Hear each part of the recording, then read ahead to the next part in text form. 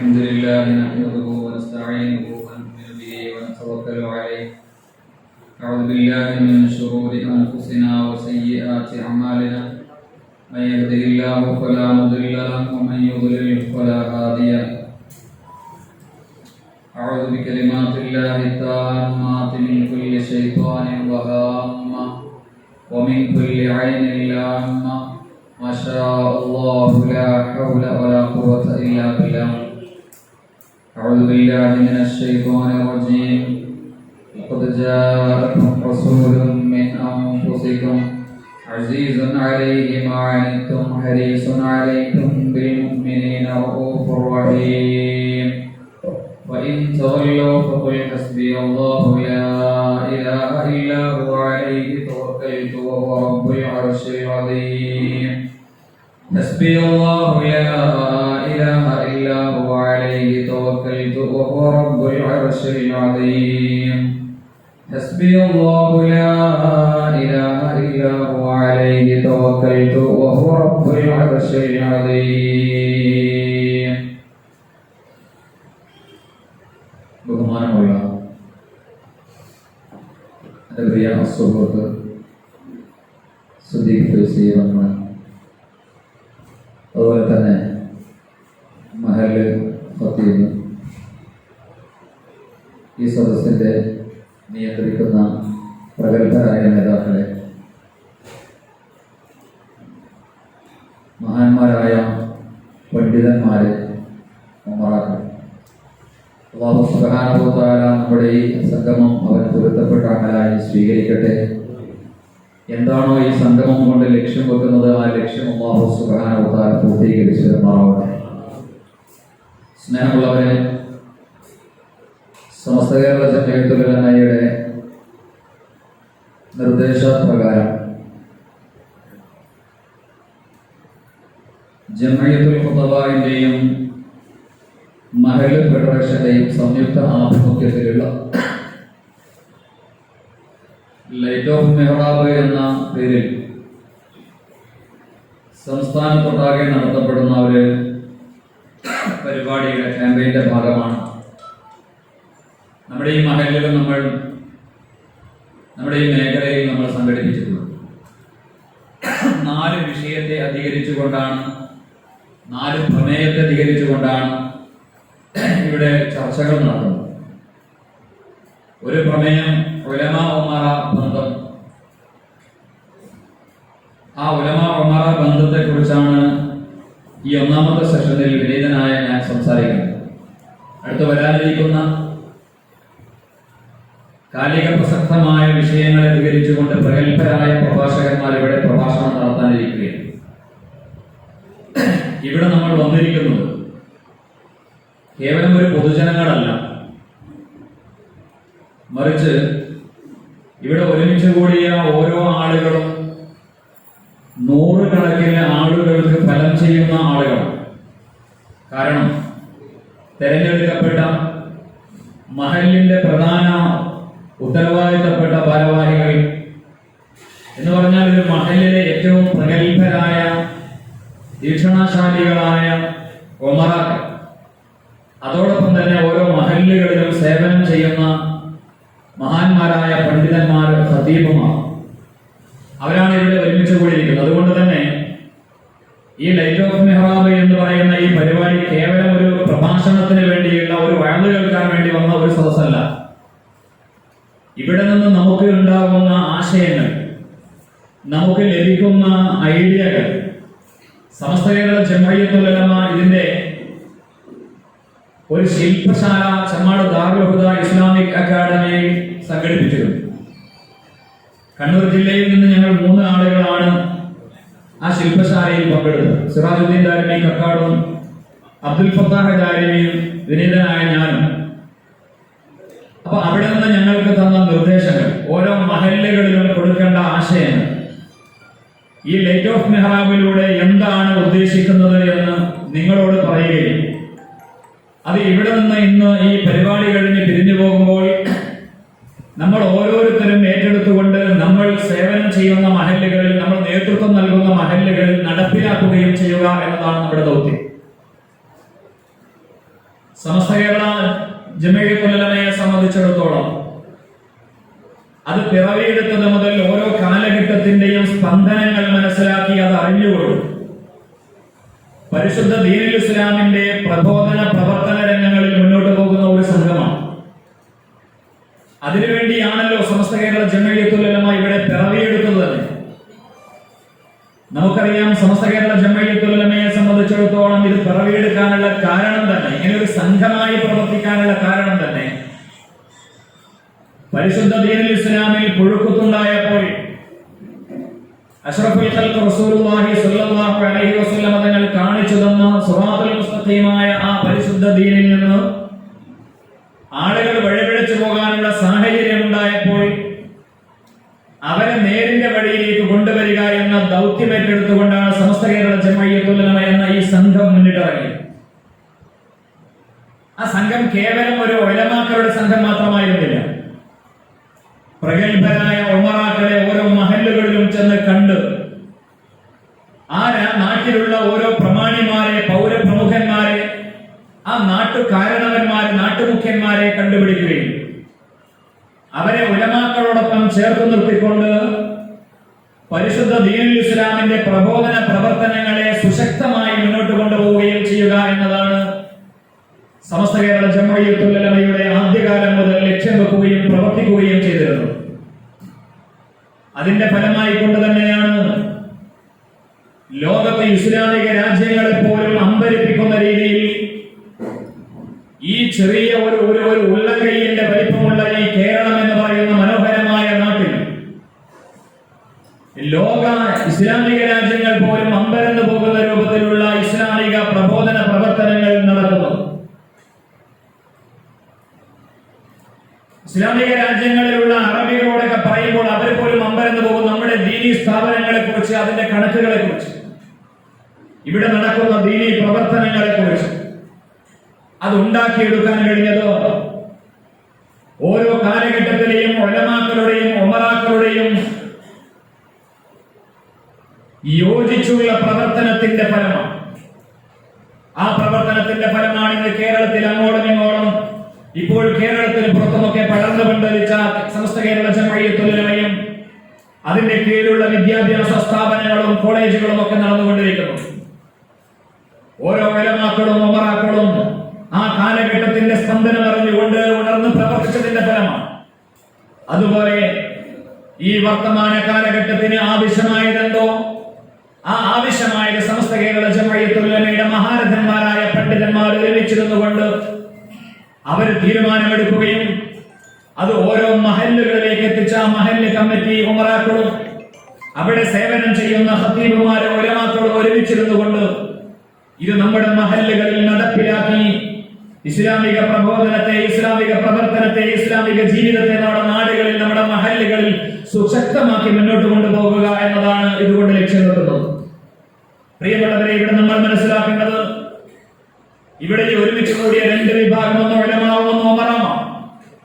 നേരത്തെ ഉദ്ഘാടന വർഷത്തിൽ ബഹുമാനപ്പെട്ട നൗഫൽ അലി ശിഹാബ് തങ്ങൾ പറഞ്ഞല്ലോ, സിൻഫാൻ മിൻ ഉമ്മത്തി ഹബീബായ റസൂലുള്ളാഹി സ്വല്ലല്ലാഹു അലൈഹി വസല്ലം തങ്ങൾ പറഞ്ഞ ഒരു ഹദീസ്, സിൻഫാൻ മിൻ ഉമ്മത്തി, എന്റെ ഉമ്മത്തിൽ നിന്നുള്ള രണ്ട് വിഭാഗം ആളുകൾ, ഇദാ സുലഹാ സുലഹൻ നാസു കുല്ലുഹും, ആ രണ്ട് വിഭാഗം നന്നായാൽ ജനങ്ങൾ മുഴുവനും നന്നായി.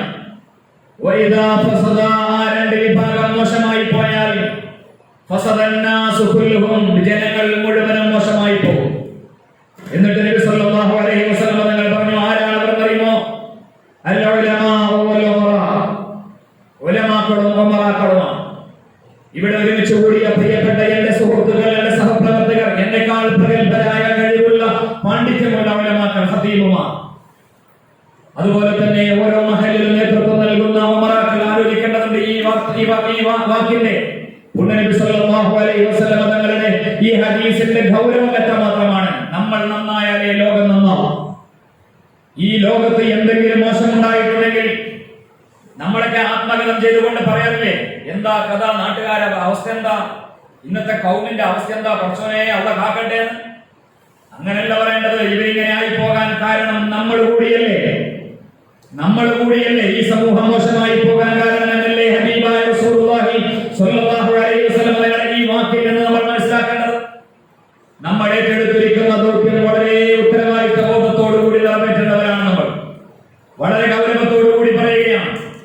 ആദ്യം എന്റെ ശരീരത്തിന്റെ നഫ്സിനോടും ഞാൻ പിന്നെ നിങ്ങളോടും എന്റെ പ്രിയമുള്ളവരെ പറയുന്നത്, നാം ഏറ്റെടുത്തിരിക്കുന്ന ഓരോ ദൗത്യമുണ്ട്. ഉലമാക്കളെ സംബന്ധിച്ചിടത്തോളം, ഉമറാക്കളെ സംബന്ധിച്ചിടത്തോളം, ഉമറ എന്ന് പറയുന്നത് അതുകൊണ്ട് തന്നെയാണ് ഹബീബായ റസൂലുള്ളാഹി സ്വല്ലല്ലാഹു അലൈഹി വസല്ലം തങ്ങൾ ഉമറയ്ക്ക് വലിയ സ്ഥാനം നൽകിയിട്ടുണ്ട്. അല്ലാഹുവിന്റെ വിശുദ്ധ ഖുർആനിൽ തന്നെ അല്ലാഹു പറഞ്ഞില്ലേ, യാ അയ്യുഹല്ലദീന ആമനൂ അത്തിയുല്ലാഹ വഅത്തിയുർ റസൂല വഉലിൽ അംരി മിൻകും. അല്ലാഹുവിന്റെ വിശുദ്ധ ഖുർആൻ പറയാൻ, ഓ സത്യവിശ്വാസികളെ, നിങ്ങൾ അല്ലാഹുവിനെ വഴിപ്പെടണം, അല്ലാഹുവിന്റെ റസൂലിനെ വഴിപ്പെടണം, പിന്നെയോ വഉലിൽ അംരി മിൻകും, നിങ്ങളുടെ കൈകാര്യങ്ങൾ ഏറ്റെടുത്ത, നിങ്ങളുടെ കാര്യങ്ങൾ ഏറ്റെടുത്ത ഉമറാക്കളെയും നിങ്ങൾ വഴിപ്പെടണമെന്ന് അല്ലാഹുവിന്റെ വിശുദ്ധ ഖുർആൻ ഗൗരവത്തിൽ പറയുകയാണ്. അപ്പൊ നമ്മളെ വഴിപ്പെടണം എന്ന് പറയുമ്പോൾ നമ്മൾ അതിന് ആളായിരിക്കണം. നമ്മളെ വഴിപ്പെടണം എന്ന് പറയുമ്പോൾ നമ്മൾ അതിന് അഹരികാരാവണം. അല്ലേ? നമ്മൾ ആലോചിച്ച് നോക്കുക, അല്ലാഹുവിന്റെ ഖുർആൻ നമുക്ക് പഠിപ്പിച്ചു തന്നതാണ്. അതുകൊണ്ടാണ് ഹബീബായ റസൂലുള്ളാഹി സ്വല്ലല്ലാഹു അലൈഹി വസല്ലം തങ്ങൾ ഉമറാക്കൾ എന്ന് പറഞ്ഞാൽ ഇവിടെ ഒരുമിച്ച് കൂടിയ കമ്മിറ്റി ഭാരവാഹികളോടേക്ക് പറയാതെ നിങ്ങളുടെ സ്ഥാനം, ആനക്കാരന്റെ വലിപ്പറയിലാണ് പറഞ്ഞാൽ നിങ്ങൾ നിങ്ങളുടെ സ്ഥാനം ആദ്യം മനസ്സിലാക്കണം. അള്ളാഹു നിങ്ങൾക്ക് നൽകുന്ന ഹബീബായ നബി സല്ലല്ലാഹു അലൈഹി വസല്ലം തങ്ങൾ പഠിപ്പിച്ച മഹത്വം എത്രയാണെന്നറിയോ? ഒരു ഉമറായിന്, ഒരു കമ്മിറ്റി പ്രസിഡന്റിന്, ഒരു സെക്രട്ടറിക്ക്, അല്ലെങ്കിൽ ആ നാട്ടിന്റെ മുത്തവല്ലിക്ക്, അല്ലെങ്കിൽ ആ നാട്ടിൽ കൈകാര്യകർത്താവായ ആ മഹല്ലിന്റെ നേതൃത്വത്തിന്റെ സ്ഥാനത്തെയാണ് ഹബീബായ നബി സല്ലല്ലാഹു അലൈഹി വസല്ലം തങ്ങൾ പറഞ്ഞു, യൗമുൻ മിൻ ഇമാമിൻ ആദിലിൻ അഫ്ളൽ മിൻ ഇബാദത്തി 60 സന ശഫീഉനാ റസൂലുള്ളാഹി. ഒരു ഇമാമിന്റെ, ഇമാമി എന്ന് ഇവിടെ മുഫസ്സിറുകൾ വിശദീകരിക്കുന്നത് ഒരു ഭരണാധികാരി. നമ്മുടെ ഇസ്ലാമിനെ സംബന്ധിച്ചിടത്തോളം നമുക്കൊരു പ്രത്യേകതയുണ്ട്. നമ്മുടെ മുസ്ലിമീങ്ങളെ സംബന്ധിച്ചിടത്തോളം നമുക്കൊരു പ്രത്യേകത, നമ്മുടെ ഓരോ മഹല്ലും ഒരു ഭരണകേന്ദ്രമാണ്. അല്ലേ? ഒരു മഹല്ല് ഭരണകേന്ദ്രമാണ്. അവിടുത്തെ ജഡ്ജി അവിടുത്തെ ഖത്തീബാണ്. അതുപോലെ തന്നെ അവിടുത്തെ ഭരണാധികാരികൾ അവിടുത്തെ കമ്മിറ്റി ഭാരവാഹികളാണ്. ഒരു ഇസ്ലാമികമായിട്ടുള്ള ഒരു സ്ഥലമാണ് നമ്മുടെ മഹല്ല് എന്ന് പറയുന്നത്. അതിന് പ്രത്യേക നിയമങ്ങളുണ്ട്. നമ്മുടെ ഭരണകൂടത്തോട് യോജിച്ചുകൊണ്ട് ഈ ഇന്ത്യ രാജ്യത്ത് നമ്മൾ ജീവിക്കുമ്പോഴും ഇന്ത്യ രാജ്യത്തിന്റെ മുഴുവൻ ഭരണകൂടത്തിന്റെ എല്ലാവിധ അനുശാസനങ്ങളും അത് അനുസരിച്ചുകൊണ്ട് തന്നെ, ആ നിയമങ്ങളും എല്ലാം അനുസരിച്ചുകൊണ്ട് തന്നെ നമുക്ക് നമ്മുടെ മഹല്ലുകളിൽ നമ്മൾ നടപ്പിലാക്കുന്ന നമ്മുടേതായ ചില നിയമങ്ങളുണ്ട്, നമ്മുടേതായ കാര്യങ്ങളുണ്ട്. എന്തെങ്കിലും ഒരു പ്രശ്നം വന്നാൽ നമ്മൾ കോടതിയെ സമീപിക്കുന്നതിനേക്കാൾ ആദ്യം നമ്മുടെ മഹല്ലുമായിട്ടാണ് ബന്ധപ്പെടുക. അങ്ങനെയാണ് മുൻഗാമികൾ ചെയ്തിരുന്നത്. അങ്ങനെ തന്നെയാണ് വേണ്ടത്. ഖത്തീബിനെയാണ് പോയി കാണുക, ഖത്തീബിനോട് നമ്മുടെ വിഷമം പറയാം, നമ്മുടെ ജഡ്ജിയാണ്. എന്നിട്ട് അവിടെ നിന്നാണ് പരിഹാര നിർദ്ദേശം നമ്മൾ സ്വീകരിക്കുക. നമ്മുടെ കമ്മിറ്റി ഭാരവാഹികളെയാണ് അറിയിക്കുക, കമ്മിറ്റിയാണ് അതിന് നടപടി സ്വീകരിക്കുന്നതും അതിന് വേണ്ട കാര്യങ്ങൾ നിർദ്ദേശിക്കുന്നതും ഒക്കെ. നമ്മുടെ മഹല്ല് എന്ന് പറയുന്നത് ആ രീതിയിൽ ഒരു ഇസ്ലാമികമായ സെറ്റപ്പ് ഉള്ള, ഒരു ഇസ്ലാമിക സംഘടന സംവിധാനമുള്ള ഒരു സംവിധാനമാണ്. അപ്പൊ അങ്ങനെയാകുമ്പോൾ അവിടുത്തെ ഭരണാധികാരികൾ, അവിടുത്തെ ഉമറാക്കളാണ്. ആ ഉമറാക്കൾക്ക് അല്ലാഹുവിന്റെ ഹബീബ് റസൂലുള്ളാഹി സ്വല്ലല്ലാഹു അലൈഹി വസല്ലം തങ്ങൾ പറഞ്ഞ മഹത്വം അറിയോ? നമ്മൾ ആലോചിക്കണം, കമ്മിറ്റിയിൽ അംഗമാവുക എന്ന് പറയുന്നത് വലിയ പുണ്യമുള്ള കാര്യമാണ്. കാരണം അള്ളാഹിന്റെ ദീനിന്റെ സേവകന്മാരാവുക, അള്ളാഹുവിന്റെ ദീനിന്റെ ഹാദിമീങ്ങളാവുക എന്നതല്ലേ. അത് വേണ്ടാന്ന് പറയുന്നത്. നമ്മളെ ഒരു മഹല്ല്, നമ്മുടെ ഒരു നാട്ടുകാർ നമ്മളെ അങ്ങനെ ഏൽപ്പിക്കുമ്പോൾ നമ്മൾ അവർ തെരഞ്ഞെടുത്തിരിക്കുന്നു എന്നാണ്. അവർക്ക് ബോധ്യമായിരിക്കുന്നു നമ്മുടെ മഹല്ലിന്റെ നേതൃത്വം നൽകാൻ യോഗ്യനായ ആളാണ് എന്ന് അവർ തെരഞ്ഞെടുപ്പിക്കും. അള്ളാഹു അവരെ കൽവിൽ തോന്നിപ്പിച്ചു കൊടുത്തതാണ്. അത് നമ്മളെ തെരഞ്ഞെടുക്കുമ്പോൾ നമ്മൾ അള്ളാഹുവിന് ശുക്ർ ചെയ്യണം. എന്തുകൊണ്ട്? എന്റെ പ്രിയപ്പെട്ട കമ്മിറ്റി ഭാരവാഹികളോട് ഞാൻ പറയുന്നത്, എന്തുകൊണ്ട്? അള്ളാഹുവിന്റെ ദീനിന്റെ സംരക്ഷണത്തിന്, അള്ളാഹിന്റെ ദീൻ എന്റെ ഈ മഹല്ലിൽ ദീൻ നടത്താൻ വേണ്ടി, അതിന്റെ ഭരണം നടത്താൻ വേണ്ടി എന്റെ റബ്ബ് ഖലീഫയായി എന്നെയാണല്ലോ അള്ളാഹു തെരഞ്ഞെടുത്തിരിക്കുന്നത്. ജനങ്ങളുടെ മനസ്സിൽ തോന്നിപ്പിച്ചു കൊടുത്ത് അവരുടെ നാവ് കൊണ്ടത് പറയിപ്പിച്ചത് അള്ളാഹുവാണല്ലോ എന്നെ തെരഞ്ഞെടുത്തിരിക്കുന്നത്. ആ ഉത്തരവാദിത്വം ഞാൻ ഏറ്റെടുക്കുമ്പോ എനിക്ക് അള്ളാഹു വലിയ മഹത്വം നൽകുന്നുണ്ട്. അതിന്റെ യഥാവിധി ആ ഉത്തരവാദിത്വം ഞാൻ പൂർത്തിയാക്കുമ്പോ ഹബീബായ നബി സല്ലല്ലാഹു അലൈഹി വസല്ലം തങ്ങൾ പറഞ്ഞത്, ഒരു ഇമാമിന്റെ, ഒരു ഭരണാധികാരിയുടെ ഒരു ദിവസം, യൗമുൻ മിൻ ഇമാമിൻ ആദിൽ, ഒരു മഹല്ലിന്റെ പ്രസിഡന്റിന്റെ, അല്ലെങ്കിൽ ഒരു മഹല്ലിന്റെ സെക്രട്ടറിയുടെ, അല്ലെങ്കിൽ ഖജാൻജിയുടെ, ഭാരവാഹിയുടെ ഒരു ദിവസം, അല്ലാഹുവിന്റെ ദീനിന്റെ സേവനം ചെയ്യുന്ന ഒരു ദിവസമുണ്ടല്ലോ, അഫ്ദലു മിൻ ഇബാദത്തി 60 സന, 60 കൊല്ലം ഇബാദത്ത് ചെയ്യുന്നതിനേക്കാൾ മഹത്വമുണ്ടെന്ന് ശഫീഉനാ റസൂലുള്ളാഹി. പള്ളിക്ക് സേവനം ചെയ്യുക, കമ്മിറ്റി പണിയെടുക്കുക എന്ന് പറയുന്നത് അത്രയേറെ മഹത്വമുള്ള ഒരു പണിയാണ്. أن أنس رضي الله عنه أن رسول الله صلى الله عليه وسلم قال പറഞ്ഞു ഇസ്മഉ വഅതിഉ നിങ്ങൾ കേൾക്കുകയും അനുസരിക്കുകയും ചെയ്യാം وإن أمر عليكم عبد حبشي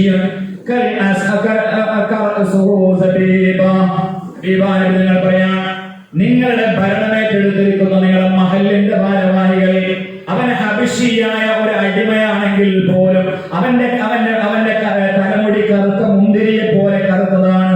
ആ രൂപത്തിൽ കറുകറുത്ത ഹബശിയായ ഒരു അടിമയാണെങ്കിലും അവനെ നിങ്ങൾ അനുസരിക്കുകയും അവനെ നിങ്ങൾ കേൾക്കുകയും വേണമെന്ന് ശഫീഉനാ റസൂലുള്ളാഹി മഹത്വമാണത്. നബി സല്ലല്ലാഹു അലൈഹി വസല്ലം ഇന്നല്ലാഹ സായിലുൻ കുല്ല റാഇൻ മസ്തറാഹു ഹഫിദഹു വയ്യാ. ഇതൊക്കെ നമ്മൾ അല്ലാഹുവിന്റെ മുന്നിൽ ചോദ്യം ചെയ്യപ്പെടുന്നവരാണ് എന്ന ബോധം നമ്മുടെ ഉള്ളിൽ ഉണ്ടാവണം. ഞാൻ അല്ലാഹു തിരഞ്ഞെടുത്ത എന്റെ മഹലിലെ ആളുകളുടെ നാവിലൂടെ അല്ലാഹു അത് പറയിപ്പിച്ച് അല്ലാഹു തിരഞ്ഞെടുത്ത ഒരു ഭരണാധികാരിയാണ് ഞാൻ. അല്ലാഹുവിന്റെ ദീനിന്റെ ഖിദ്മത്ത് ചെയ്യാൻ ഒരു മഹലിനെ ദീനിയായി കൊണ്ടുപോകാൻ വേണ്ടി അല്ലാഹു എന്നെ തിരഞ്ഞെടുത്തവനാണ്. തീർച്ചയായും നാളെ അല്ലാഹുവിന്റെ മുമ്പിൽ ഞാൻ ചോദ്യം ചെയ്യപ്പെടുക തന്നെ ചെയ്യും. ഞാൻ ഈ മഹലിന് വേണ്ടി എന്ത് ചെയ്തു, ഭരണാധികാരിയായിട്ട് ഈ മഹലിന്റെ പുരോഗതിക്ക് വേണ്ടി എന്ത് ചെയ്തു എന്ന് ഓരോ കമ്മിറ്റി പ്രസിഡന്റോടും സെക്രട്ടറിയോടും നാളെ ഖജാനയോടും നാളെ അല്ലാഹു ചോദ്യം ചെയ്യുമെന്ന ആ ഒരു ഭയം അല്ലെങ്കിൽ ആ ഒരു ബോധം നമ്മുടെ മനസ്സിലുണ്ടാവണം. അല്ലാഹു തൗഫീഖ് ചെയ്യുമാറാവട്ടെ.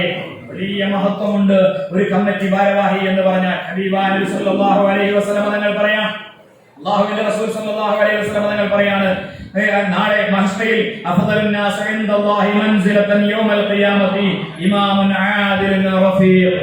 വളരെ ചിന്തിക്കേണ്ടതാണ്. ഹബീബായ നബി സല്ലല്ലാഹു അലൈഹി വസല്ലം പറയാം, നാളെ അഫ്ദലുൻ നാസി ഇൻദല്ലാഹി മൻസിലതൻ, നാളെ അല്ലാഹുവിന്റെ അരികിൽ സ്ഥാനത്താൽ ഏറ്റവും മഹത്വമുള്ള ആളാണെന്നോ ഖിയാമത്ത് നാളിൽ.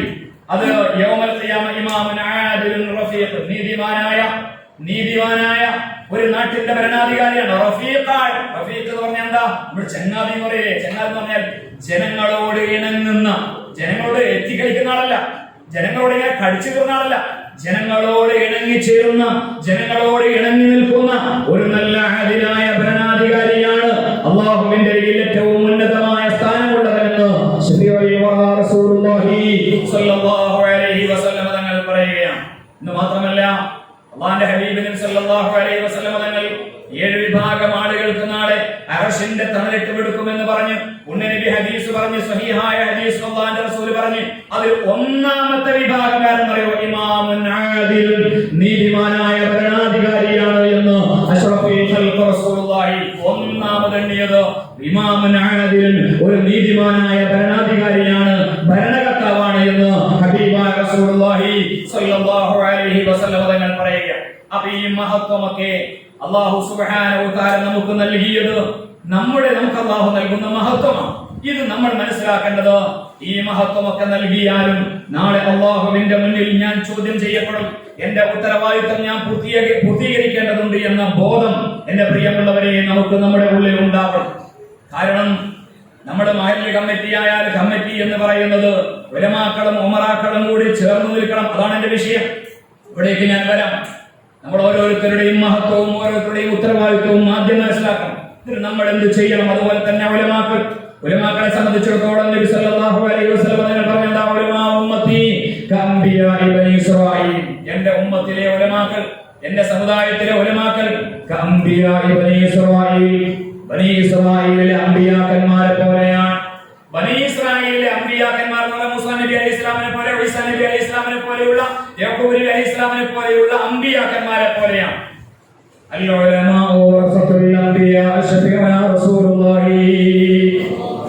ഉലമാക്കൾ എന്ന് പറയുന്നത് വറസത്തുൽ അംബിയാ, അവർ അമ്പിയാക്കന്മാരുടെ അനന്തരാവകാശികളാണ്.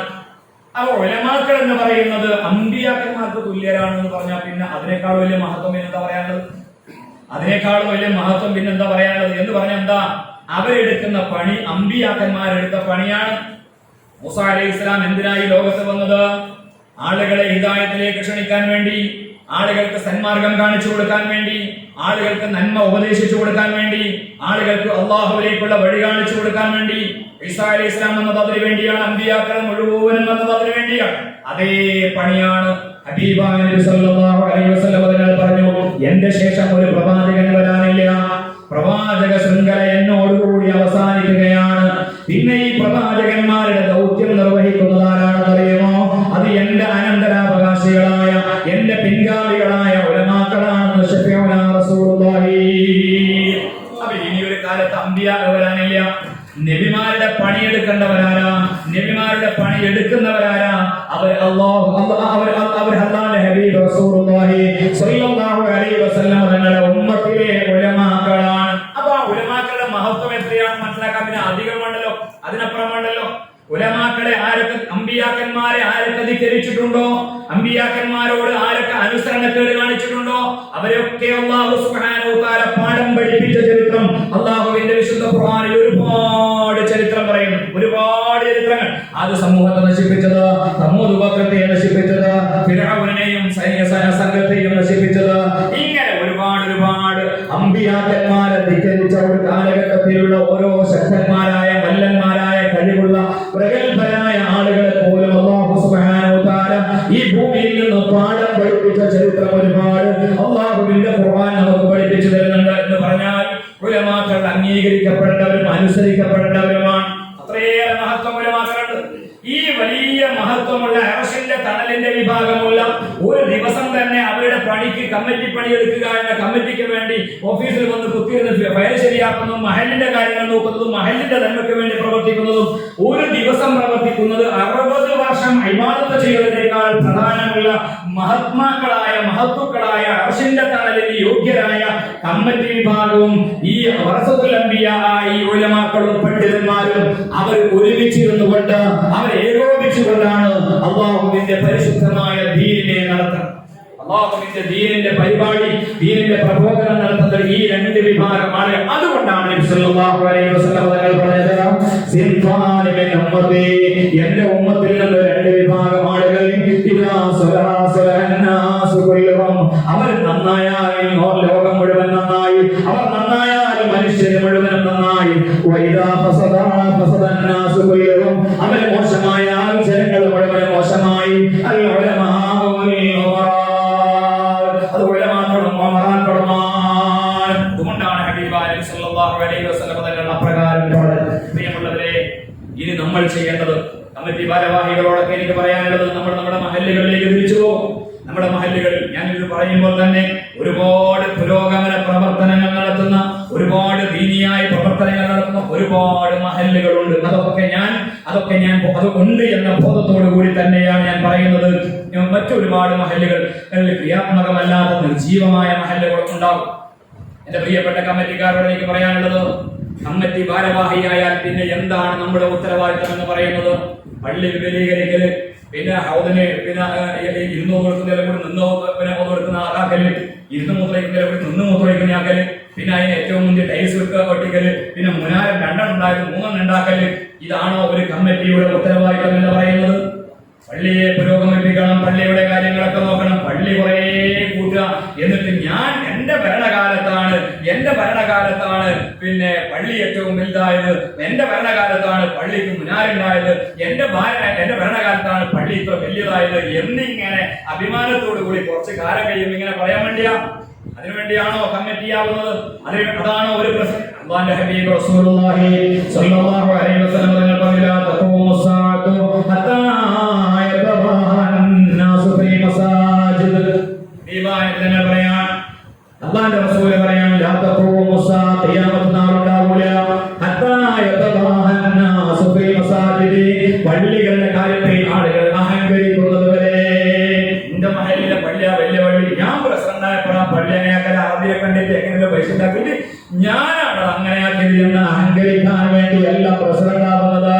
ഇന്ന് വർത്തമാന കാലഘട്ടത്തിൽ പ്രിയമുള്ളവരെ, സമസ്ത കേരള ജംഇയ്യത്തുൽ ഉലമയുടെ ആവിർഭാവ കാലഘട്ടത്തിൽ എത്രമാത്രം ഉത്തരവാദിത്വം ഉലമാക്കൾക്കും ഉമറാക്കൾക്കും ഉണ്ടായിരുന്നു, അതേ പ്രകാരം അല്ലെങ്കിൽ അതിനേക്കാൾ ഉത്തരവാദിത്വം കൂടിയ കാലഘട്ടമാണ് ഇപ്പോൾ നടന്നുകൊണ്ടിരിക്കുന്നത്, അല്ലേ? അന്നത്തെ കാലഘട്ടത്തിൽ ഉലമാക്കൾ അവർ നേരിട്ടിരുന്നത് മുബത്തദിഈങ്ങളോടായിരുന്നു, ബിദ്അത്തിന്റെ ആളുകളായിരുന്നു. അന്നത്തെ പ്രശ്നം അതായിരുന്നു, ബിദ്അത്തുകാരായിരുന്നു. പരിശുദ്ധമായ അഹ്ലുസ് സുന്നത്തി വൽ ജമാഅത്തിന്റെ യഥാർത്ഥ പാതയിൽ നിന്ന് അവരെ പിന്തിരിപ്പിക്കാൻ വേണ്ടി വഹാബിയൻ ചിന്താഗതിയുമായി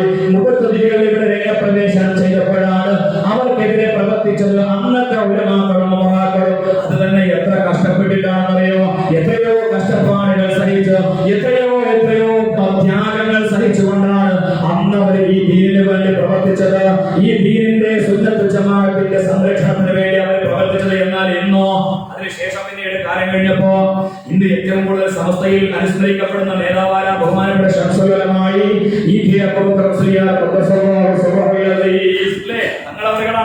ബഹുമാനപ്പെട്ട ശംസുൽ ഉലമയാണ് ഇന്ന് സമസ്തയിൽ. ശംസുൽ ഉലമക്ക് മുമ്പ് ഒരുപാട് മഹാപണ്ഡിതന്മാർ കഴിഞ്ഞു പോയിട്ടുണ്ട്. പക്ഷേ നമ്മുടെ കാലഘട്ടത്തിൽ ഏറ്റവും ചർച്ച ചെയ്യപ്പെടുന്നതും ഏറ്റവും വലിയ വലുതായി അനുസ്മരിക്കപ്പെടുന്നതുമാരാണ് ശംസുൽ ഉലമ. എന്തുകൊണ്ടാണെന്നറിയുമോ? ശംസുൽ ഉലമയുടെ കാലഘട്ടം വന്നപ്പോൾ സമസ്ത കേരള ജംഇയ്യത്തുൽ ഉലമയുടെ ദൗത്യം ഒരുപാട് ഇരട്ടിക്കുകയുണ്ടായി.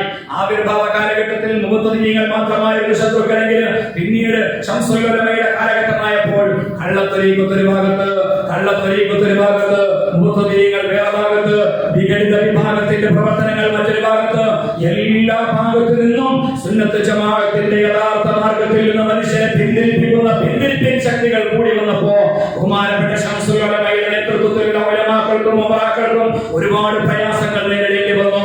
ഒരുപാട് മഹല്ലുകൾ ഭിന്നിക്കുന്നതിൽ നിന്ന് പിടിച്ചു നിർത്താൻ, മദ്രസകൾ ചുമരെത്തുന്നതിൽ നിന്ന് പിടിച്ചു നിർത്താൻ വേണ്ടി അഹോരാത്രം അവർക്ക് കഷ്ടപ്പെടേണ്ടി വന്നിട്ടുണ്ട്. കാരണം അങ്ങോട്ടും ചായാൻ പറ്റില്ല. ഇങ്ങോട്ട് ഒരു കമ്മിറ്റി എന്ന് പറയുന്നത്, ഞാൻ എപ്പോഴും പറയാറുണ്ട് ഉസ്താദുമാരുടെ യോഗത്തിലൊക്കെ, ഒരു കമ്മിറ്റി എന്ന് പറയുന്നത് നമ്മൾ വിചാരിക്കുന്ന പോലെയല്ല. അള്ളാഹു അവർക്ക് ഇത്രയും മഹത്വം കൊടുക്കാനുള്ള കാരണം എന്താ പറയുന്നത്? അവരെ പോലെ തലവേദനയുള്ള വിഭാഗം വേറെ ഉണ്ടാവില്ല. എത്ര നന്മ ചെയ്താലും ഒരു ഗുഡ് സർട്ടിഫിക്കറ്റും പ്രതീക്ഷിക്കാത്ത, അല്ലെങ്കിൽ പ്രതീക്ഷിച്ചിട്ട് കാര്യമില്ലാതെ കിട്ടാത്തൊരു വിഭാഗം അറിയോ? അത് കമ്മിറ്റിക്കാരാണ് അല്ലേ? ഏത് കമ്മിറ്റിക്കാർക്കും എന്തെല്ലാം നന്മകൾ ചെയ്താലും അവസാനം ചവിട്ടിയില്ലാണ്ട് പുറത്താക്കൂല. അത് ഉറപ്പാണ്. അതെപ്പോഴും പ്രതീക്ഷിക്കേണ്ടതുമാണ്. അള്ളാഹുവിന്റെ ദീനിന്റെ ഏത് കാലഘട്ടത്തിലും അങ്ങനെ തന്നെ ഉണ്ടായിരുന്നത്. അത് നമ്മളാരും നിരാശപ്പെടണമെന്നില്ല. എത്ര നന്മ ചെയ്താൽ ബഹുമാനപ്പെട്ട നമ്മുടെ ഐൻസ്റ്റീൻ വലിയ ചിന്തകനും വലിയ ശാസ്ത്രജ്ഞനല്ലേ. ഐൻസ്റ്റീൻ ഒരിക്കൽ തന്റെ ശിഷ്യന്മാർക്ക്, തന്റെ ആളുകൾക്ക്, ശാസ്ത്രജ്ഞന്മാരായ കുറെ ആളുകൾക്ക് ക്ലാസ് എടുക്കാൻ വേണ്ടി പോയി. അദ്ദേഹം ബോർഡിൽ പോയ ഉടനെ, വലിയ ബുദ്ധിമാനാണല്ലോ, ഭയങ്കര ബുദ്ധിമാനും ചിന്തകനൊക്കെ ആണല്ലോ, അയാൾ ആദ്യം തന്നെ തന്റെ ബോർഡിൽ 9ന്റെ ഗുണനപ്പട്ടികയിൽ 9, 9, 20, 18 എന്നൊക്കെ പറഞ്ഞിങ്ങനെ അവസാനം വരെ 9 എഴുതി, അവസാനം 19 എല്ലാം കൃത്യമായി എഴുതി എല്ലാം ശരിയെന്ന് എഴുതുന്നു. എല്ലാം ശരി, ആരൊന്നും വേണ്ടിയില്ല, കറക്റ്റ് തന്നെ. 9, 9, 20, 18 ഇങ്ങനെ ഓരോന്ന് എഴുതുമ്പോഴും ഇങ്ങനെ കറക്റ്റ് തന്നെ, കറക്റ്റ് ഒന്നും പ്രശ്നമില്ല. അവസാനം അയാൾ എഴുതി 19, 91 എഴുതി. അദ്ദേഹം ഒന്നും വേണ്ടിയില്ല, 19, 91 എഴുതി. അദ്ദേഹം അവിടെ ഇരുന്നപ്പോ സാസൊന്ന് ഭയങ്കര കുഴപ്പം തുടങ്ങി. ഇയാളൊന്ന് പൊട്ടന, ഇയാളെന്താ എഴുതിയത്, ഇയാൾ വലിയ ബുദ്ധിജീവിതം, ആളുകൾ മുഴുവൻ ഭയങ്കര പ്രശ്നം. ഒന്നും വേണ്ടിയില്ല. ഐൻസ്റ്റീൻ കുറെ നേരം അവിടെ ഇരുന്നു. എല്ലാം ശാന്തമായപ്പോ പറഞ്ഞു, ഇതാണ് ലോകത്തിന്റെ അവസ്ഥ. ഞാൻ ഈ 9 ശരിയായിട്ടല്ലേ എഴുതിയ, നിങ്ങൾ ആരെങ്കിലും എന്തെങ്കിലും പറഞ്ഞ ഒരു അഭിനന്ദനം അല്ലെങ്കിൽ എന്തെങ്കിലും ഒന്നും വേണ്ടിയ അവസാനം ഒന്ന് ഞാൻ തെറ്റിച്ചപ്പോഴോ എല്ലാവരും കുഴപ്പമുണ്ടാക്കിയേ. ഇതന്നെ ആയിരിക്കണം നമ്മുടെയും പ്രതീക്ഷ. നമ്മൾ ഒരുപാട് 99 നന്മകൾ ചെയ്ത് ഒരു തിന്മ, ഒരു പിഴവ് മനുഷ്യ സഹജമായി നമ്മളിൽ നിന്നുണ്ടായാൽ തീർച്ചയായും ആ പിഴവല്ലാതെ വേറൊന്നും കാണൂല. ആ പിഴവിനെ കുറിച്ച് മാത്രമേ മഹല്ല് ചർച്ച ചെയ്യൂ. ഇത് നമ്മളെപ്പോഴും പ്രതീക്ഷിക്കേണ്ടതാണ്. അതുകൊണ്ട് തളർന്നു പോകരുത്. ആരെങ്കിലും കുറ്റം പറയുമ്പോഴേക്കും എത്തിയെറിഞ്ഞു പോകേണ്ടതല്ല. അള്ളാഹുവിന്റെ ദീനിന്റെ ഭരണം എന്ന് പറയുന്നത് ഇത് അള്ളാഹു വിശ്വസിച്ച് നമ്മുടെ കയ്യിൽ ഏൽപ്പിച്ചതാണ്. അങ്ങനെ ഇട്ടെറിഞ്ഞു പോയാൽ യൂനുസ് നബി അലൈഹിസ്സലാമിനെ അള്ളാഹു പരീക്ഷിച്ചതുപോലെ നമ്മൾ പരീക്ഷിച്ചു കളയും.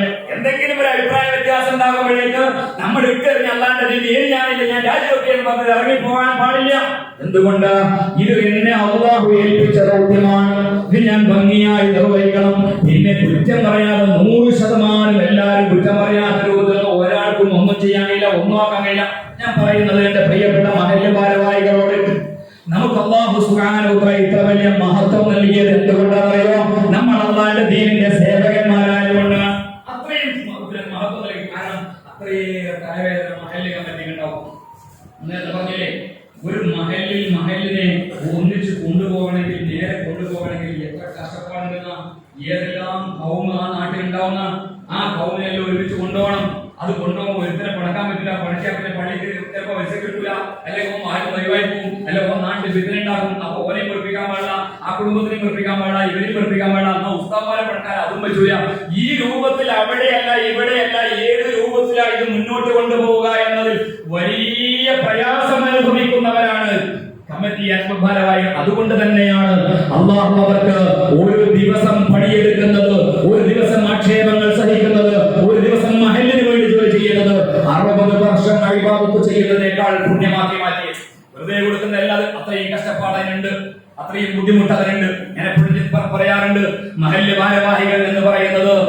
നമ്മളൊക്കെ ഉസ്താദുമാർ ഒരു മഹലിൽ സേവനം ചെയ്യുന്നുണ്ട്. ആ സേവനം ചെയ്യുന്നതിന് വേതനം നമുക്ക് നൽകുന്നുണ്ട്. വേതനം എന്ന് പറഞ്ഞ ഒരു ആലിമ് ജോലി ചെയ്യുന്നതിന് അല്ലെങ്കിൽ ഒരു ആലിമ് സേവനം ചെയ്യുന്നതിനുള്ള കൂലിയൊന്നും നമുക്ക് കൊടുക്കാൻ കഴിയില്ല. അങ്ങനെ ആരുടെയൊക്കെ ശമ്പളം തന്നിട്ടല്ലേ ജോലി ചെയ്യുന്നത് ആരും വിചാരിക്കണ്ട. എന്താ കാരണം? അവർ ചെയ്യുന്ന സേവനത്തിൽ കൂലി കണക്കാക്കാൻ ലോകത്തൊരാൾക്കും കഴിയില്ല. എന്തിന് നമ്മുടെ മക്കൾക്ക് ഒരു അരിപ്പ് പഠിപ്പിച്ചതിന് കൂലി കൊടുക്കാൻ ദുനിയാവെന്ന് കഴിയുമോ? നമുക്ക് ഒരു അരിപ്പെന്ന അക്ഷരം പഠിപ്പിച്ചതിന് കൂലി കൊടുത്ത് തൃപ്തിപ്പെടുത്താൻ കഴിയുമോ?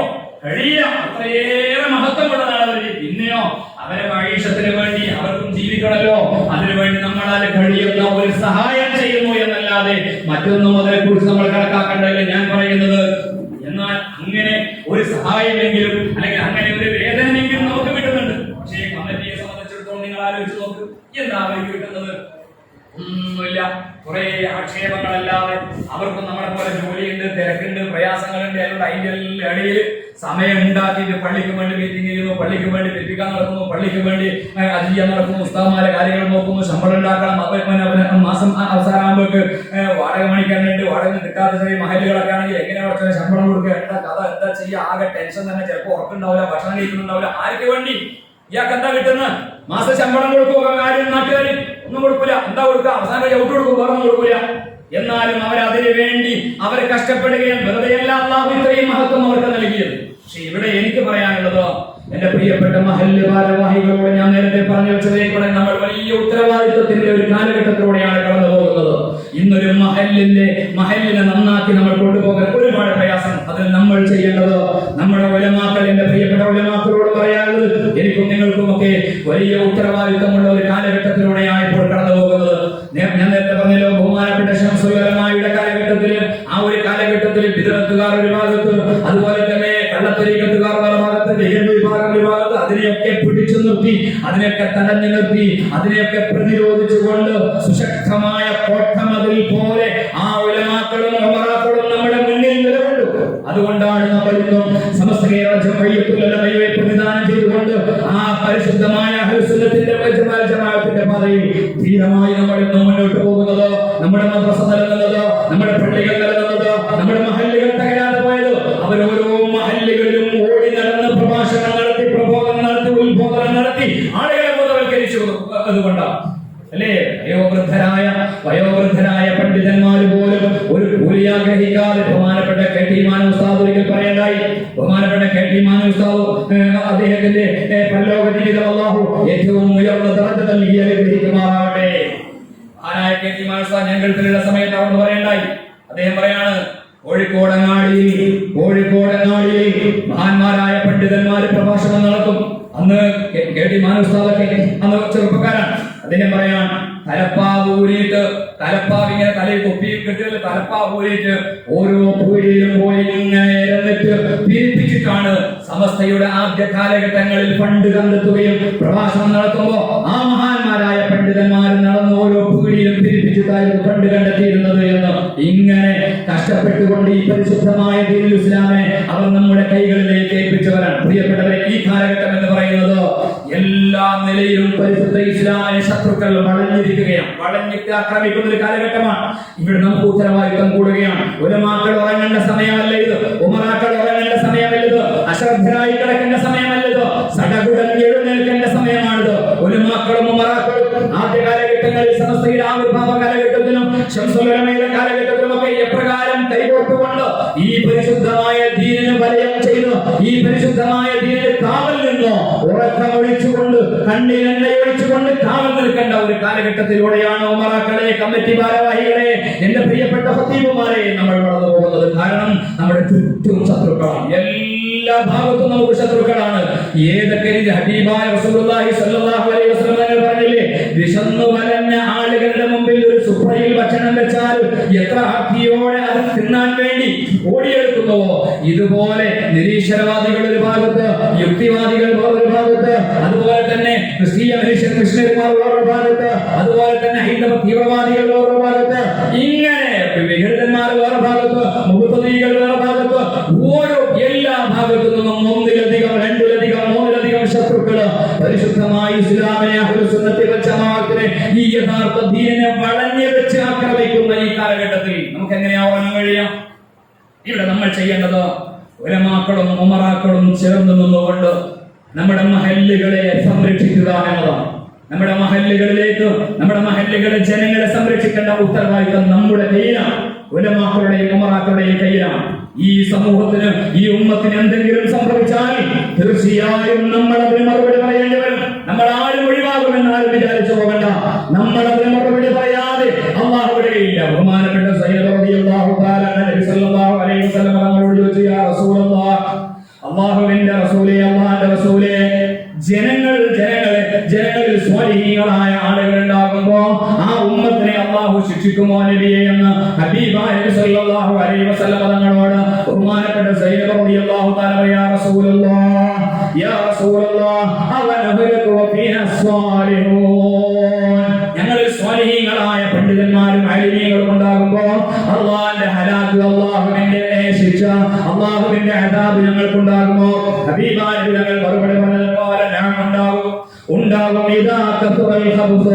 തെമ്മാടിത്തരങ്ങൾ, തോന്നിയവാസികൾ, തെമ്മാടികൾ അധികരിക്കുന്ന കാലഘട്ടം വന്നാൽ ഉലമാക്കളും ഉമറാക്കളും നിശബ്ദരായാൽ, അവരതിനു വേണ്ടി ഒന്നും ചെയ്യുന്നില്ലെങ്കിൽ, മഹല്ലുകളിൽ ഒന്നും ചെയ്യുന്നില്ലെങ്കിൽ, എന്റെ പ്രിയപ്പെട്ട കമ്മിറ്റി ഭാരവാഹികളെ, നാളെ മരിക്കുന്ന സമയത്ത് ഈമാൻ വിട്ട് മരിക്കുന്ന ആരും വിചാരിച്ചു പോകണ്ട. അള്ളാഹു വിടൂല, നമ്മളെ ചോദ്യം ചെയ്യുക തന്നെ ചെയ്യും. എന്താ മഹല്ലിൽ ചെയ്തത്? പള്ളിക്ക് വലിപ്പം കൂട്ടിയതാണോ നമ്മൾ ചെയ്തത്? പള്ളിയിലെ മൂത്രച്ചുവടിൽ ഇരുന്ന് മൂത്രയിക്കുന്ന, നിന്ന് മൂത്രയിക്കുന്നതാണോ നമ്മൾ ചെയ്തത്? അതല്ല പുനാരങ്ങളെ എണ്ണം കൂട്ടിയതാണോ? ഇതല്ല കാലം നമ്മളോട് ആവശ്യപ്പെടുന്നത്. എന്തെല്ലാം പ്രശ്നങ്ങളുണ്ട്. എപ്പോഴും നമ്മൾ ചിന്തിക്കണം. നമ്മൾ ചിന്തിക്കേണ്ടത് നമ്മുടെ മഹല്ലിൽ ജോലി ചെയ്യുന്ന, നമ്മുടെ മഹല്ലിൽ ചെയ്യുന്ന ഖതീബും ഈ ഉമറാക്കളും കമ്മിറ്റിയും തമ്മിൽ എപ്പോഴും നല്ലൊരു യോജിപ്പ്, എന്നിട്ട് എപ്പോഴും അവരുമായി ഒരു ആശയവിനിമയം നടത്താൻ നമ്മുടെ മഹല്ലിൽ എന്ത് ചെയ്യാൻ കഴിയും? ഖതീബിന് നമ്മൾ ഉപയോഗപ്പെടുത്തണം അതിനു വേണ്ടി. അതിനാണ് ഖതീബ്. കേവലം ഇമാം വെക്കാൻ വേണ്ടിയല്ല. കമ്മിറ്റിയുടെ പണി എന്താ? ഇമാമുണ്ടാ നോക്കൽ വന്നിട്ട് ഇല്ലെങ്കിൽ പേപ്പർ, അതല്ല പണി, അതല്ല പണി. അവരുമായി യോജിച്ച്, അവരോട് ചർച്ച ചെയ്ത്, നമ്മുടെ മഹല്ലിൽ ഇന്ന പ്രശ്നങ്ങൾ, ആ പ്രശ്നങ്ങൾ കമ്മിറ്റി അറിയണം. നമ്മുടെ മഹല്ലിലെ പ്രശ്നങ്ങൾ കമ്മിറ്റി അറിയും. ഞാൻ അറിഞ്ഞില്ല എന്ന് പറഞ്ഞത് ഹബീബായ സല്ലല്ലാഹു അലൈഹി വസല്ലം സുന്നത്തിനെതിരാ മഹാനായ ഉമർ ഇബ്നുൽ ഖത്താബ് റളിയല്ലാഹു അൻഹു ദിജലയുടെ തീരത്ത് ഒരു നായ വിശന്ന് മരിച്ചു പോയാൽ ഭരണാധികാരി എന്ന നിലയിൽ റബ്ബിനോട് ചോദിക്കുമെന്ന് ഉമർ ഇബ്നുൽ ഖത്താബ് റളിയല്ലാഹു അൻഹു പറഞ്ഞില്ലേ? നമ്മുടെ മഹല്ലിൽ ഒരു പെണ്ണ് ഒളിച്ചോടിപ്പോയാൽ നീ വിചാരിക്കണ്ട, നീ അത് ഉത്തരവാദിയല്ല, നിന്റെ ഉത്തരവാദിത്വത്തിന്റെ കീഴിലാണ് നടന്നത്. അതിനെതിരെ നീ എന്ത് ചെയ്തോ? നീ ബോധവൽക്കരണം നടത്തിയോ? നിന്റെ മഹല്ലിലെ ഖതീബ് നീ അതിനെ ഉപയോഗപ്പെടുത്തിയോ? എന്തുകൊണ്ട് ചെയ്തില്ല? ചെയ്യായിരുന്നില്ലേ? നമ്മളെ ചെയ്യേണ്ട പണിയല്ലത്. നമ്മൾ അവർക്ക് ഉത്ബോധനം കൊടുത്തില്ല.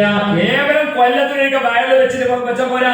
ഈ വയൽ കൊണ്ട് എന്താണ്ടാവുക? അതിന്റെ നേട്ടം തന്നെ ജനങ്ങളൊന്നും ആയിരുന്നല്ല. പിന്നെന്താ? അതെന്തായാലും ആണുങ്ങൾ വരും, അപ്പൊ കുറെ പെണ്ണുങ്ങൾ വരും. പെണ്ണുങ്ങൾ വന്നാലേ വയൽ വിജയിക്കും എന്നാ പറയാ. പെണ്ണുങ്ങൾ വന്നാലേ വയൽ വിജയിക്കും. എന്താ വയൽ വിജയിക്കാൻ?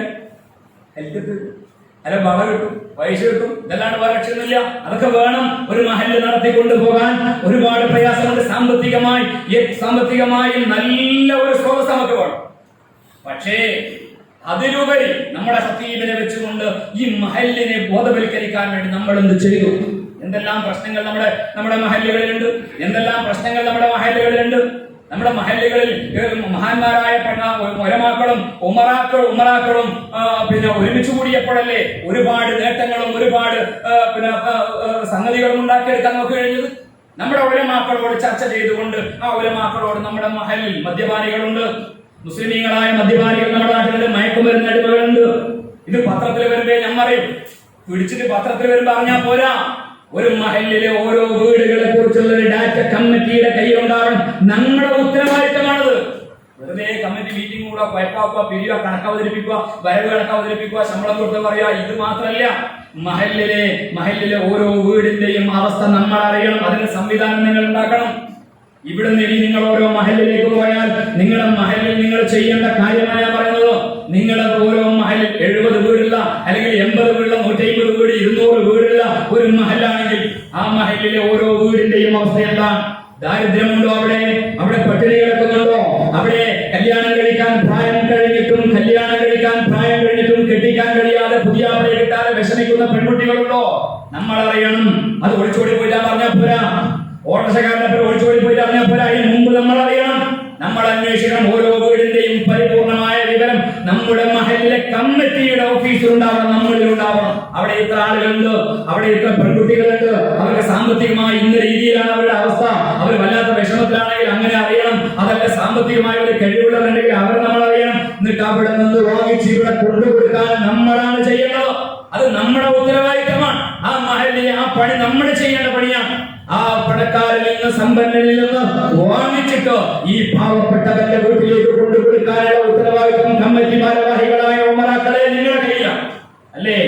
എന്നിട്ടാണ് നമ്മൾ അവിടെ അറിയാം, ഓരോ വീട്ടിലും എത്ര വിദ്യാഭ്യാസമുള്ള ആളുകളുണ്ട്, ജോലിക്ക് അർഹരായ ആളുകൾ, ജോലിക്ക് കഴിയുന്ന ആളുകൾ, ഇന്ന ജോലികളൊക്കെ പഠിച്ച് ജോലി കാത്തിരിക്കുന്ന ചെറുപ്പക്കാരുണ്ട് അവിടെ. അത് ഗവൺമെന്റിൽ ഇന്ന ജോലിയുടെ അവസരങ്ങളുണ്ടെങ്കിൽ അത് എത്തിച്ചു കൊടുക്കാനും അതവരെ അറിയിച്ചു കൊടുക്കാനും അതിന് വേണ്ട കോച്ചിങ്ങുകൾക്ക് അവരെ പ്രാപ്തരാക്കാനും അതിന് വേണമെങ്കിൽ സാമ്പത്തിക സഹായം കൊടുക്കണമെങ്കിൽ അതിനുള്ള വഴികൾ ഉണ്ടാക്കാനും.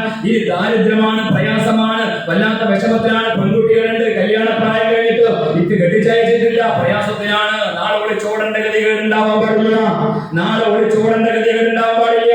കമ്മിറ്റി ഭാരവാഹികൾ അറിയണം, എന്നിട്ട് അതിന് വേണ്ട നടപടി സ്വീകരിക്കണം. അവിടെ എത്തിച്ചു കൊടുക്കാൻ കഴിയണം, എത്തിച്ചു കൊടുക്കാൻ കഴിയില്ലെങ്കിൽ മുടക്കാണ് കമ്പനി ചെയ്യണം, അല്ലേ? അതിന് പരിഹാരം നമ്മൾ കാണണം. മദ്യപാനിയായ ഭർത്താവുണ്ടെങ്കിൽ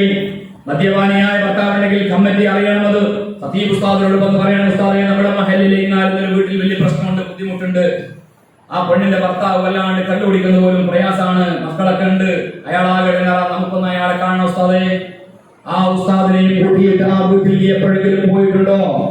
ഒരിക്കലെങ്കിലും കയറി ചെന്നിട്ടുണ്ടോ? ഖതീബിനെയും കൂട്ടിയിട്ട് ഏത് കരാള ഹൃദയനാണെങ്കിലും ഏത് തമ്മാടിയാണെങ്കിലും മഹലിലെ പള്ളിയിലെ ഖതീബും ആ പള്ളിയിലെ ആ മഹലിലെ പ്രഗത്ഭനായ പ്രസിഡന്റോ സെക്രട്ടറിയോ ആ വീട്ടിലേക്ക് കയറി വന്ന ഓനൊന്ന് അവിടെ ചുടും.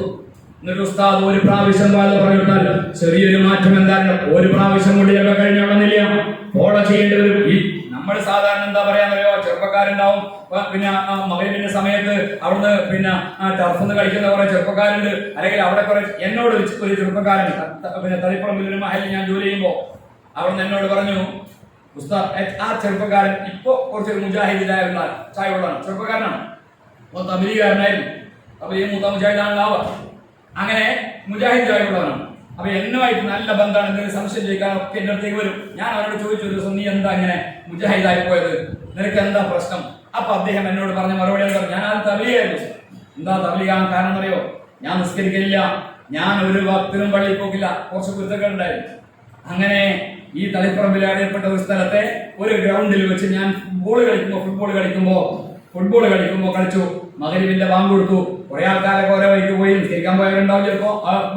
ഞാൻ അവിടെ ഇങ്ങനെ മലർന്ന് കിടന്നു, ക്ഷീണം തീർക്കാൻ വേണ്ടി. ബോൾ കളിച്ചിട്ട് ക്ഷീണായതല്ലേ, ബോൾ കളിച്ച് ആ ക്ഷീണായി ഇങ്ങനെ കിടന്നു. ഞാൻ പള്ളിയിൽ പോകേണ്ട ഭാഗത്തിലാക്കാൻ ചിന്തയില്ല, ഞാൻ പോക്കില്ല.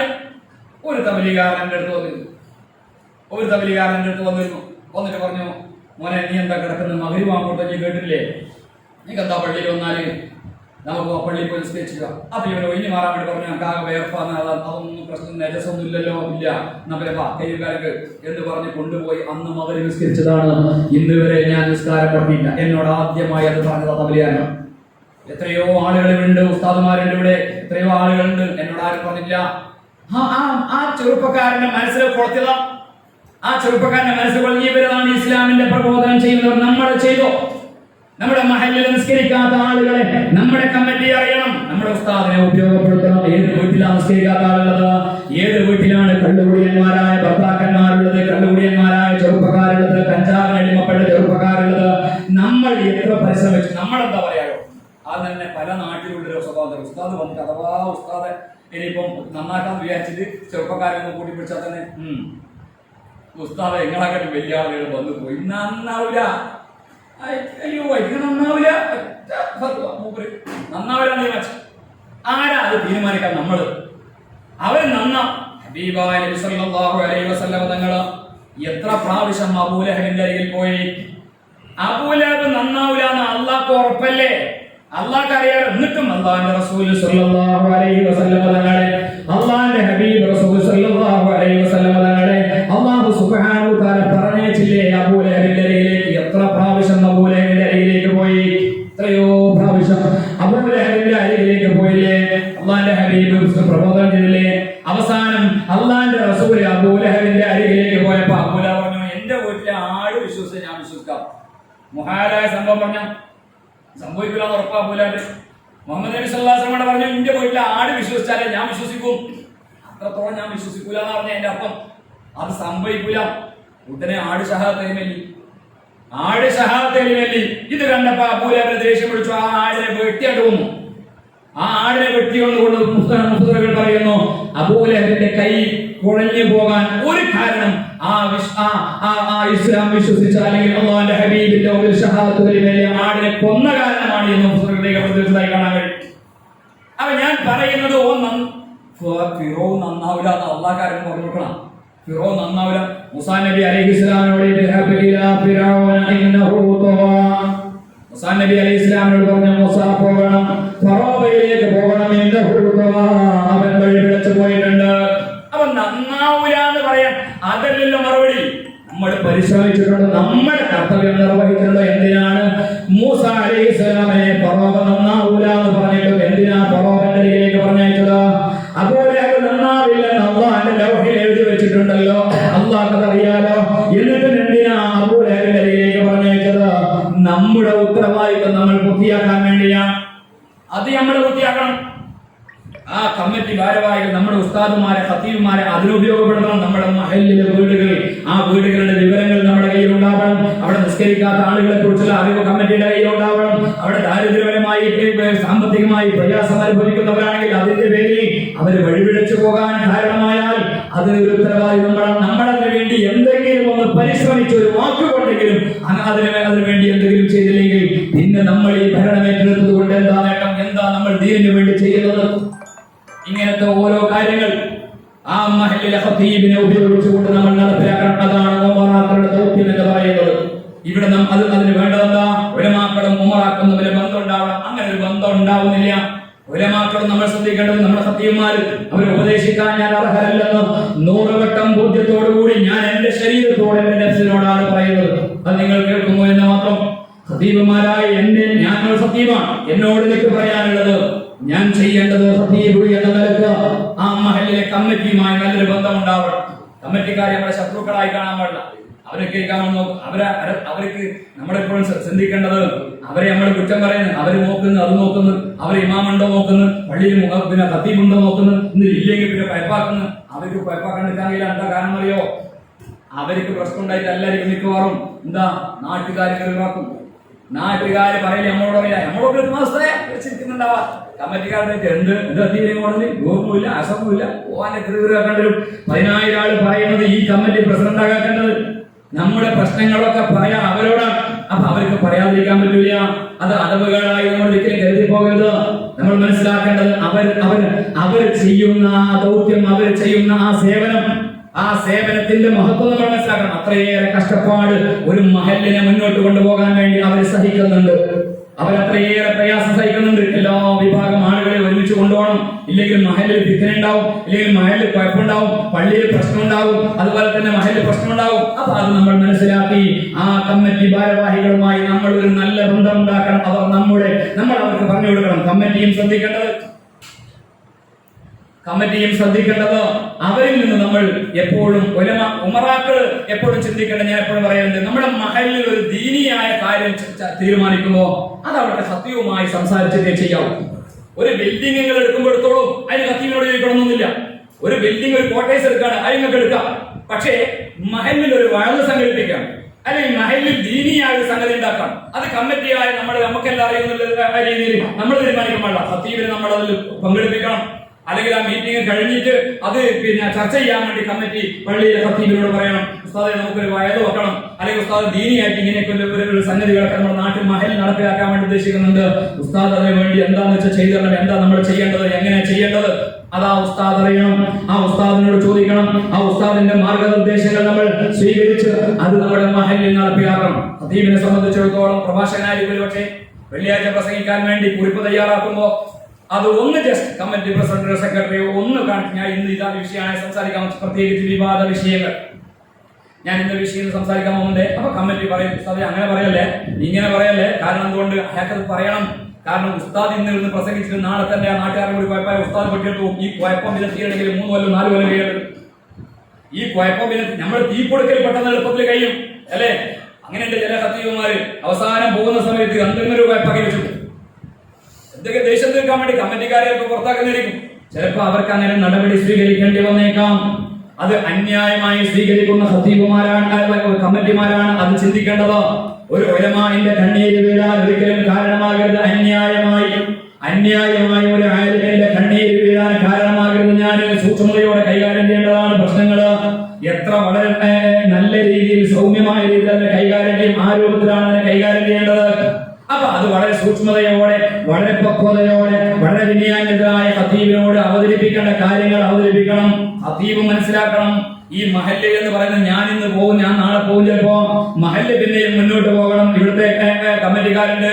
ഞാൻ അവസാനം പോകുന്ന സമയത്ത് മീറാബിന്റെ വെള്ളിയാഴ്ച വരെ പ്രസംഗമായിരിക്കും. ആ പ്രസംഗം മതി, പിന്നെ ആ മഹല്ല് പിന്നെ അതോടുകൂടി തുടങ്ങിപ്പോയപ്പോൾ ചില ഖത്തീബുമാർ നാട്ടിൽ പോയി നിന്നാല്, ചില നാട്ടിൽ നിന്ന് കഴിഞ്ഞാൽ ഗ്രൂപ്പ് ഉണ്ടാവും. ഖത്തീബിന്റെ ഫാൻസ് ആയിട്ട് കുറച്ച് ആൾക്കാർ. അതിനെ കമ്മിറ്റിക്കാർക്ക് ഇത് കമ്മിറ്റി ഇയാൾക്ക് ഇഷ്ടമില്ലാത്ത എന്തെങ്കിലും ചെയ്യുന്നെന്ന് തോന്നിയാൽ കമ്മിറ്റിക്കാർക്ക് ഇത് വിളിച്ചു. അവിടെ കമ്മിറ്റിയെ ചോദ്യം ചെയ്യാൻ വേണ്ടി കുറെ ചെറുപ്പക്കാർ, കമ്മിറ്റിയെ ചോദ്യം ചെയ്യാൻ വേണ്ടി കുറെ ആൾക്കാർ. ആ മഹലിൽ കുഴപ്പങ്ങൾ ഉണ്ടാകുന്നു, ആ മഹലിൽ പ്രയാസങ്ങൾ ഉണ്ടാകുന്നു. ഇനി ഒന്നും അല്ലെങ്കിൽ അവസാനം പോകുന്ന സമയത്ത് ഖത്തീബ് പിന്നെ മിഹ്റാബിൽ കയറി ഒരേറ്റ കരച്ചിലാവും. അന്റെ കമ്മിറ്റിക്കാർ അങ്ങനെ ചെയ്തു, അന്നെ ഇങ്ങനെ ചെയ്ത്, അന്ന് ഞാൻ ഇത്രയും കാലങ്ങൾ അത്ര കഷ്ടപ്പെട്ടില്ലേ, ഞാൻ അങ്ങനെ സേവനം ചെയ്തിട്ടില്ലേ, എന്റെ കമ്മിറ്റിക്കാർ ഇങ്ങനെ എന്നോട് ചോദിക്കാണ്, അങ്ങനെ പറഞ്ഞു ഇങ്ങനെ പറഞ്ഞു. ഭയങ്കര വാസലായി. അതോടുകൂടി കുറച്ച് ആൾക്കാർ സിമ്പതിയായി. ഉമ്മാനെ തല്ലിയാറുണ്ടാവും 2 ഭാഗത്തെ ആൾക്കാർ പറഞ്ഞ പോലെ. എന്തായാലും മഹലിൽ ഉറപ്പാണ് കമ്മിറ്റിക്കാർ ദേഷ്യമുള്ള കുശുമ്പുള്ള കുറെ ആൾക്കാരുണ്ടാവും. ഏതെങ്കിലും മകൾക്ക് എന്തെങ്കിലും പ്രശ്നം ഉണ്ടായിട്ട് ചോദിച്ചിട്ട് കമ്മിറ്റിക്കാർ കള്ളാസൊക്കെ ഉണ്ടാവില്ല, അല്ലെങ്കിൽ വേറെ എന്തെങ്കിലും ചെയ്തിട്ടുണ്ടാവും. ആ ദേഷ്യമെല്ലാം മനസ്സിലുണ്ടാവും. അപ്പൊ ഇവൻ ഉസ്താദിന്റെ ആളായി, ഇവൻ ആത്മാർത്ഥ ഉണ്ടായിട്ടാവുന്നല്ല, ഇവൻ ഉസ്താദിന്റെ ആളായി. എന്നിട്ട് കമ്മിറ്റിക്കാർക്കെതിരായി. അവിടുന്ന് നമ്മൾ നാളെ തന്നെ പൊട്ടിയൊടുക്കാവിലെടുത്ത് പോയി.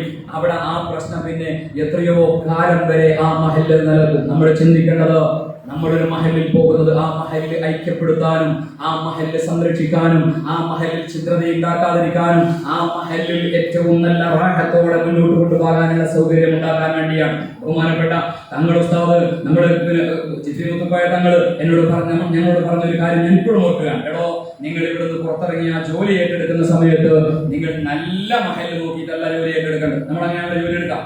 ആ മഹൽ എങ്ങനെയാ? നല്ല മഹല, ഉഷാറ, അത്ര വീടുണ്ട്, നല്ല ഉഷാറ, അങ്ങനെ ഉണ്ട്, അതല്ലേ നമ്മൾ നോക്കാം അല്ലേ?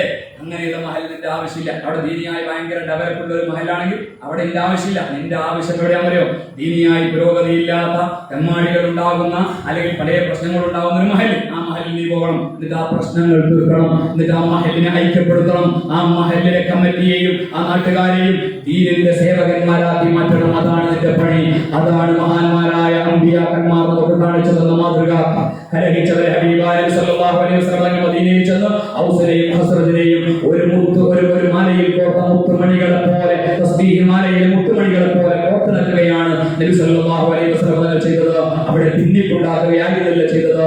ഇത് ഓരോ വിഭാഗവും നമ്മുടെ ഖത്തീബുമാരും അതുപോലെ തന്നെ നമ്മുടെ ഉമറാക്കളും ഒരുമിച്ചിരുന്ന് കണ്ട് മഹലിന്റെ ഓരോ പ്രശ്നങ്ങളും പ്രയാസങ്ങളും ഖത്തീബുമായി ആലിമുമായി ചർച്ച ചെയ്ത് ആ മഹലിലെ പ്രശ്നങ്ങൾക്ക് പരിഹാരം കാണാനും, ആ മഹലിനെ പുരോഗതിയുടെ പാതയിൽ കൊണ്ടുപോകാനും, വേണ്ട അറിവുകൾ വേണ്ട സമയത്ത് കൊടുക്കാനും, ഓരോ ആളുകൾക്കും വേണ്ട രൂപത്തിൽ അവരെ ഉപദേശിക്കാനും, പള്ളിയുമായി അടുപ്പിക്കാനും ഒക്കെ നമ്മൾ മുന്നിട്ടിറങ്ങണം. ഉലമാവും ഉമറാവും ഒരുമിച്ചിരുന്നാലേ അത് കഴിയൂ.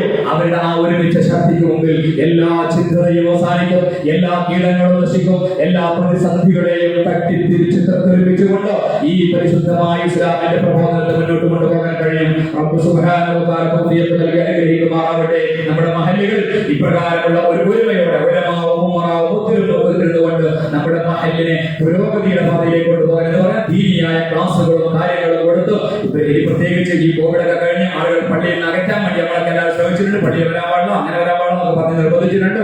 ഇനി അവരെ പള്ളിയിൽ കൊണ്ടുവരാനാണ് നമ്മൾ പ്രവർത്തിക്കേണ്ടത്. അല്ലാഹു തൗഫീഖ് ചെയ്യട്ടെ.